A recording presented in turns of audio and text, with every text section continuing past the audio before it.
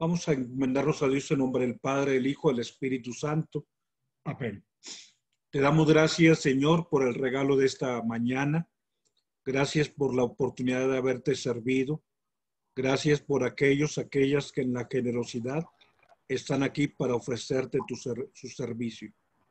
Bendíceles. Bendice a nuestras familias en lo material y en lo espiritual. Danos la salud del alma y danos la salud del cuerpo. Permítenos lo que es necesario y sobre todo aquello que es urgente y no sabemos pedirte. Tú que lo conoces y tú que nos amas, tú que lo puedes todo, concédenoslo por favor en tu benevolencia. Te pedimos por quienes están enfermitos, por quienes se han contagiado del COVID, por quienes no tienen trabajo.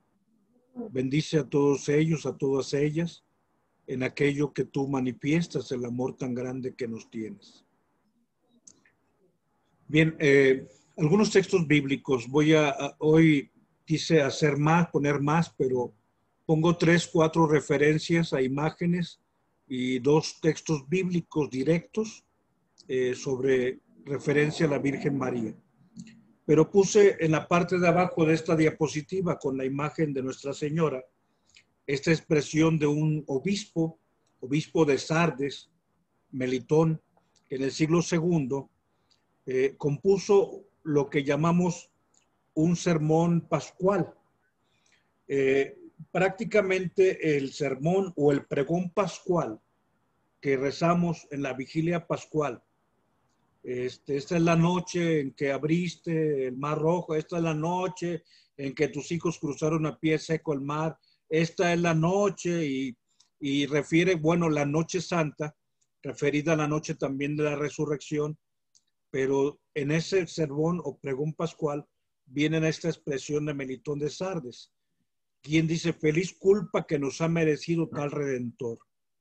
Pero yo hoy, hablando de la Virgen María, podría referir que si bien la culpa de Adán y Eva fueron felices porque nos merecieron recibir a Cristo, puedo pensar y puedo manifestar que aquello que hizo Eva, aunque nos trajo condenación, pero nos ha merecido que llegara a Cristo, pero también una mujer por la cual Cristo, nuevo Adán, se nos ha ofrecido. Bien, vamos al texto sagrado, es el Evangelio de San Mateo, en el capítulo 1, es el texto de San José hablando con el ángel. Que el Señor esté con ustedes. Proclamación del Santo Evangelio según San Mateo. El nacimiento de Jesucristo fue de la siguiente manera.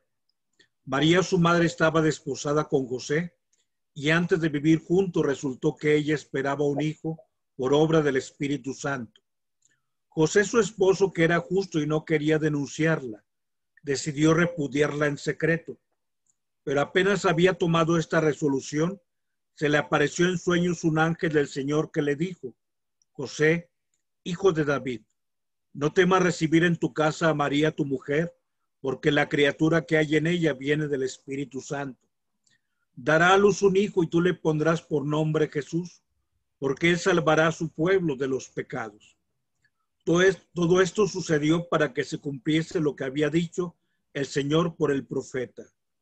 Mirad, la Virgen concebirá y dará a luz un hijo, y le pondrá por nombre Emmanuel, que significa Dios con nosotros. Palabra del Señor. Gloria a ti, Señor Jesús. Bien, aunque no lo subrayé, el parrafito de la parte de abajo nos habla acerca del anuncio del profeta. Se refiere al profeta Isaías, aquel que anunció una señal, un signo, algo maravilloso, es el que la Virgen conciba y la Virgen dé a luz un hijo. Te decía, vamos a compartir adelante 3 imágenes del Antiguo Testamento, donde la historia de salvación ya nos anunciaba la presencia y la respuesta de María dentro de un plan de salvación. La primera imagen que hoy refiero es la imagen del Arca de la Alianza. El arca que conservaba Israel y que llevaba a través del desierto. Era un arca que dice Éxodo 13, 21 al 22, que aquí viene, que durante el día era protegida con una sombra de nube durante el día soleado, para que el arca, digamos, manifestara esa protección de la sombra de la nube. Y en la noche, como caminaban también durante la noche, había una columna de fuego que iba adelante para guiarlos. El texto es Éxodo 13, 21 al 22. Cuando hablamos del Arca de la Alianza, hablamos de la presencia de Dios en el Antiguo Testamento.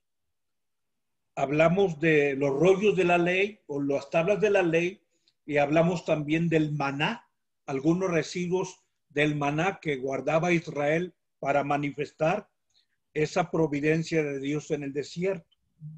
Eran los panes de la presencia. ¿Te acuerdas que le pregunta o que Jesús afirma acerca de lo que había hecho David? Pues bueno, ahora el Arca de la Alianza, a quien lleva es al mismo Dios. O sea, no son señales de presencia, sino la misma presencia de Dios. En el Arca de la Alianza está el Cordero de la Alianza Nueva. Y sobre esa Arca de la Alianza desciende la sombra, así dice Lucas 1:35, así como había una sombra que cubría el caminar del Arca de la Alianza en el desierto, ahora le dice el ángel, el Espíritu te cubrirá con su sombra, por eso lo que ha de nacer de ti será llamado Hijo del Altísimo. Entonces María, digamos, en la imagen del Arca de la Alianza del Antiguo Testamento, hay una, digamos, paralelismo entre lo que hacía la sombra en el arca y ahora lo que el Espíritu Santo cubre con su sombra, la nueva Arca de la Alianza, donde ya no hay unos panes ni unas tablas de piedra, sino el mismo Dios encarnado. Aquí está una imagen del Antiguo Testamento. Otra imagen que te comparto es una prueba que Gedeón le pide a Dios, sobre todo en torno a un problema muy fuerte, en torno a la defensa contra el pueblo de los filisteos. Y entonces Gedeón le pide a Dios una prueba y Dios le dice, mira, pon un vellón, que era un pedazo de tela. Dice, la primera prueba es que en torno al vellón todo va a estar humedecido, pero el vellón no va a humedecerse. Y bueno, Gedeón pudo comprobar aquello. Pero luego Dios le dice, te voy a dar la segunda prueba. Ahora el vellón se va a empapar y todo el entorno va a estar seco. Y entonces, bueno, otra vez Gedeón comprobó que lo que Dios prometió, Dios lo realizó. Esta imagen del vellón, sobre todo la iglesia, lo ha interpretado como una señal de lo que acontece con alguien tan especial como es la Virgen María. Así como todo estaba empapado en el entorno y el vellón no tenía una sola muestra de humedad, ahora en María todo puede estar en pecado en el entorno, pero ella está inmaculada, sin pecado. Pero también la otra prueba también es real. El vellón se empapa, pero lo que está en el entorno al vellón no se empapa, porque María recibe la gracia cuando la gracia no existía en la humanidad. Entonces, bueno, la iglesia con mucha piedad ha manifestado, si Dios pudo empapar el vellón y todo lo demás estaba seco, Dios pudo conservar a María sin pecado cuando todo estaba llena de pecado. Y si Dios pudo que el vellón se empapara y todo lo que está en el entorno no se humedeciera, Dios pudo darle la gracia a María cuando todo estaba en pecado. Te digo, son imágenes y que la iglesia con piedad, con amor a María, las ha leído a la luz de lo que ha significado este texto que hoy San Mateo nos ha recordado. Pero también hay otra imagen que se narra en Ezequiel 44:2. Cuando tiene la visión del templo, Ezequiel, Dios le dice que hay una puerta que estará cerrada, porque solamente Dios va a cruzar por ahí. Y que una vez que Dios pase, se va a cerrar y nadie, ningún hombre va a pasar por esa puerta. La iglesia, la lectura que hace con mucha piedad, dice, esa puerta es María. Dios, por obra del Espíritu Santo, ingresó a esa interioridad de María y le gestó la vida, y esa puerta se cierra para siempre porque Dios ha tenido el privilegio de pasar por esa puerta y María de ser esa puerta, y nadie más tiene por qué pasar por esa puerta. De ahí que María es virgen, pero se conserva también en la pureza de su virginidad. Digo, son imágenes del Antiguo Testamento que nos ayudan un poquito en este día en que celebramos el nacimiento de la Virgen María. Pero ahora vamos a dos textos. Adelante, el texto que se le llama el protoevangelio, Génesis 3:15. Después de que Adán y Eva comieron del fruto prohibido, Yahvé Dios le dijo a la serpiente: enemistad pondré entre ti y la mujer, entre tu descendencia y su descendencia, y ella aplastará tu cabeza mientras que tú acecharás su talón. Génesis 3:15. A este texto se le llama el protoevangelio. Evangelio, acuérdate, significa buena nueva, buen anuncio.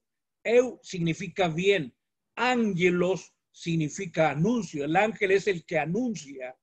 Eu significa bien. Eugenio es bien nacido. Eugenos. Entonces, evangelio o evangelio significa buena nueva, pero proto significa primero, número uno. O sea, es el primer anuncio de salvación.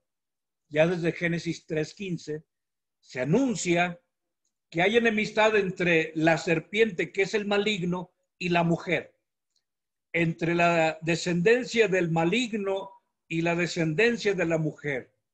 Y ella, aquí yo no voy a discutir, porque algunos, hablando del término femenino, refieren a la mujer, pero ese término femenino también puede referirse a la descendencia.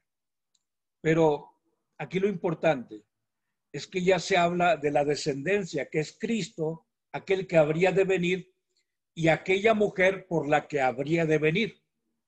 Ya se habla del Salvador y se habla de aquella por la que ha de venir el Salvador. Y como conocemos la historia en el desenlace, sabemos que es María aquella mujer que se anuncia y que su linaje, su estirpe, su descendencia, es decir, Cristo se encargará de aplastar la cabeza de la serpiente, aquel que representa el mal, el maligno. Pero aquí, aun cuando algunos discutan, y para mí María es inmaculada, claro, porque es la llena de gracia. O sea, te digo, hay muchas cosas por hablar. La llena de gracia es la que totalmente tiene gracia, llena de gracia. Pues bueno, eso, digamos, no lo discutamos. Pero sí dice, enemistad pondré entre ti y la mujer. O sea, la serpiente es el maligno, es el demonio, es el mal, es el pecado. Pues hay una enemistad entre el demonio y la mujer. O sea, la mujer lucha. La mujer, digamos, está en contienda, donde el demonio es repelido, donde el demonio es, digamos, no aceptado. Y claro, habla de aquella que contiende contra el maligno. Ahí dice, enemistad pongo entre ti y la mujer. Hay una mujer que está enemistada con el demonio. Adelante, hablemos un poquito de la nueva Eva. Es María la segunda Eva, es la nueva mujer. Y aquí lo interesante es, y perdón, no profundizo mucho, pero esta escena de Génesis 3:15 es parecida, o Génesis 3 es parecida al texto de San Lucas, capítulo 1 o capítulo 2 también. En la Anunciación hay un ser sobrenatural, un mensajero sobrenatural, el arcángel Gabriel. Aquí en Génesis 3 hay un mensajero sobrenatural, pero no es el de Dios, sino el maligno. Eva escucha a su mensajero y comunica muerte. María escucha a su mensajero y nos comunica vida. Eva se muestra orgullosa porque quiere comer del fruto. María se muestra obediente, hágase en mí según tu palabra. Eva quiso usurpar, es que Dios bien sabe que cuando coman del fruto van a ser como los ángeles de Dios. O sea, Eva quiso usurpar lo que es de Dios. Mientras que María se abandona y dice, hágase en mí según tu palabra. Se abandona la voluntad de Dios. Y así aquellos dos mensajeros ante las dos mujeres, la serpiente, mensajero del mal, ante Eva, el arcángel divino, Gabriel, mensajero de Dios, van a hacer que se haga presente ahora en María el linaje que aplastará a la serpiente, que representa al demonio, el linaje es Cristo. O sea, hay una doble anunciación. Pero bueno, te digo, tendremos que platicar más cosas. Pero voy ahora al texto adelante que nos ha citado el Evangelio de San Mateo. Y aquí viene el texto. El Señor habló a nuevo Acaz, pide una señal. Acaz dice, no pediré ni tentaré al Señor. Isaías le dice, oye, casa de David, porque Acaz, o sea, no pedía señal, pero al mismo tiempo estaba forzando a Dios. ¿Te parece bien calzar a los hombres que también quieren calzar a mi Dios? Dios se va a dar una señal. La Virgen concebirá y dará a luz un hijo y le pondrá por nombre Emmanuel, que significa Dios con nosotros. Adelante, hablemos un poquito sobre esa palabra que dirige Dios al corazón. Dios está en el año 735 antes de Cristo, antes de la encarnación. Dios manda un mensaje a través del profeta, y el profeta es Isaías. Así dice el texto de Mateo. Así se cumplió la escritura que Dios habló mediante el profeta. He aquí que la Virgen concebirá y dará a luz un hijo. Mateo 1:23. Aquí es Isaías, un profeta que fue fiel a Dios incluso hasta el martirio. Te recuerdo cómo murió Isaías. Isaías murió desollado, es decir, le fueron arrancando la piel y la carne palpitaba, sangrentada. Bueno, Isaías, un mensajero, un hombre fiel a Dios. Pero Dios está manifestando a través de Isaías que no abandona a su pueblo en tiempo de Acaz ni en los tiempos venideros. Y aquí está el anuncio en Isaías 7:14. He aquí que la Virgen concebirá y dará a luz un hijo. Pero obviamente adelante vamos a hablar de una señal. El texto hebreo había utilizado el término alma. Y el término alma puede significar doncella. Por eso algunos hermanos separados dicen, he aquí que la doncella, he aquí que la muchacha concebirá y dará a luz un hijo. Porque alma puede significar doncella y puede significar muchacha. Pero también alma significa virgen. O sea, una joven que se preserva en su pureza, en su integridad. Y en ese sentido, digamos, el texto está refiriendo una señal, un nacimiento extraordinario que va a marcar el inicio de la plenitud de los tiempos.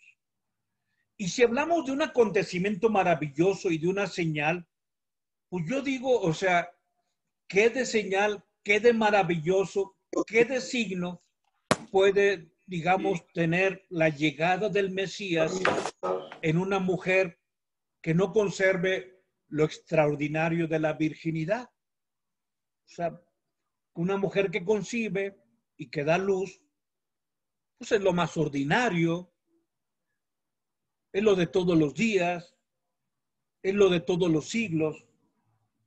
En cambio, hablar de una virgen, que las dos cosas, que concibe y que da a luz, hablamos ahí realmente de una señal. Por eso, adelante, aquí lo importante es lo que nos ha legado el evangelista San Mateo. Perdón que me meta un poquito, te decía, en cuestión de conceptos.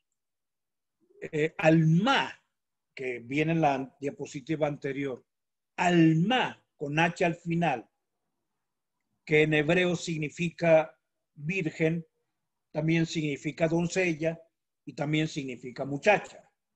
es cierto.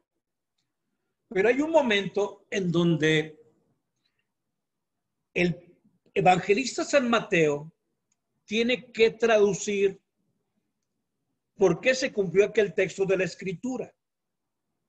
Y entonces Mateo, y es lo que viene en letrita roja, ¿cómo traduce alma?